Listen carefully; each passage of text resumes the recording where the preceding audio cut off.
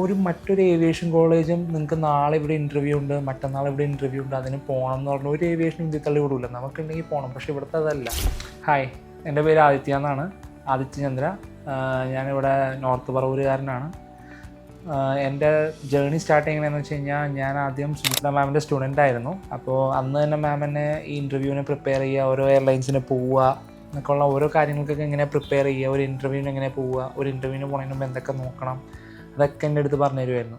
ഞാനിപ്പോൾ Bombay Air India എക്സ്പ്രസ്സിൽ work ചെയ്യുന്ന സെക്യൂരിറ്റി സൂപ്പർവൈസറായിട്ട്. സോ നിങ്ങളിപ്പോൾ ഏവിയേഷൻ ഇൻട്രസ്റ്റ് ജോയിൻ ചെയ്ത് ഏവിയേഷന് വേണ്ടി വരുന്നതാണെങ്കിൽ, ഇക്കാലസ് like one of the most highest, നല്ലൊരു കേരളത്തിൽ നല്ലൊരു ടോപ്പായിട്ട് നിൽക്കുന്ന ഒരു ഏവിയേഷൻ ഇൻസ്റ്റിറ്റ്യൂട്ടാണ്. ഇവിടുത്തെ ട്രെയിനിങ് ആയാലും ഫാക്കൽറ്റി ആയാലും നിങ്ങൾ അവരുടെ ട്രെയിനിങ് നോക്കുകയാണെങ്കിൽ നിങ്ങൾക്ക് മനസ്സിലാവും. ഫ്രം എ ടു സെറ്റ് ഒരു ഏവിയേഷൻ